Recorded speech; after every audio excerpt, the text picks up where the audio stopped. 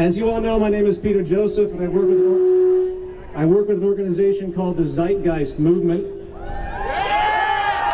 And it's a sustainability advocacy group, without country, without class, of course, without any religion or race. It is a global concept working to unify the human species and get us on a path that we could consider humane and actually sustainable. I'm honored to be standing here in front of probably one of the most aware crowds on the face of the earth at this point. There's a lot of energy in an environment like this, isn't there? There's a crowd mentality that reminds us that we are involved in a singular social organism and that we relate to each other on a very, very profound and deep level. And as profound as that is on one side, it can also be a little caustic and dangerous on another. If we get too caught up in things that, you know, might move us in the wrong direction. But I don't see that happening here. In the longer term interest, we actually seek something that I think many of you might share, which is the removal of the entire socioeconomic system itself. There's a man named John McMurtry, which some of you might be familiar with. He stated that what we're seeing in the world today is actually the rise of the social immune system. Not the rise of a political ideology, but a rise of a defense mechanism coming from the very fabric of our culture that sees that something is extremely wrong and very, well, cancerous to society as a whole.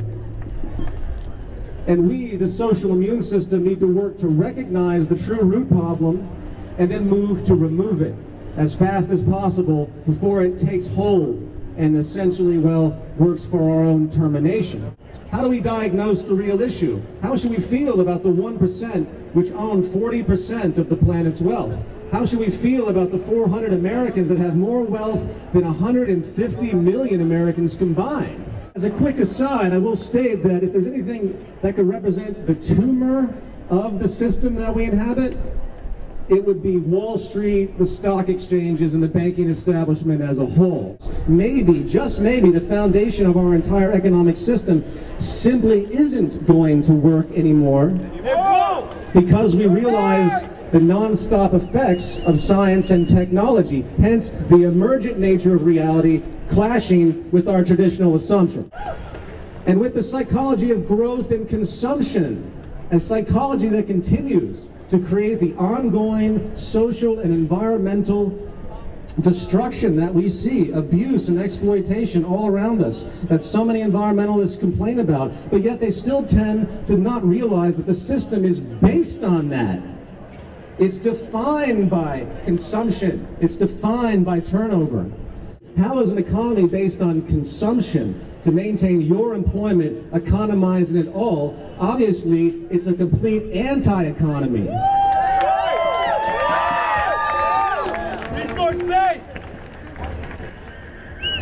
Legal legislation, by the way, which, yes, is for sale in the open market, just as all politicians are for sale in the open market.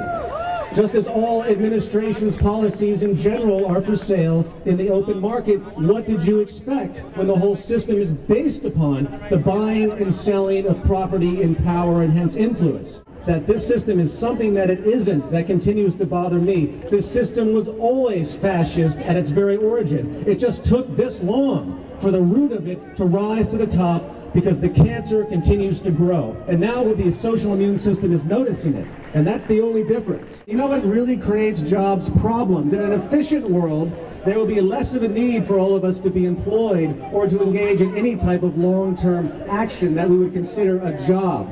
People will learn to be satisfied and not greedy. They would learn to understand their relationship to the environment. The system of progress would be less and less need to resolve problems, not more and more being generated, which is what we're doing today. And to do whatever we can to help this system push into the right direction. But I have to remind all of you that until the root source is addressed, until a movement comes together globally, as it is slowly doing, that's willing to work together to override the system as it exists, not find a seat at the proverbial table, as somebody say, but to establish a completely new table,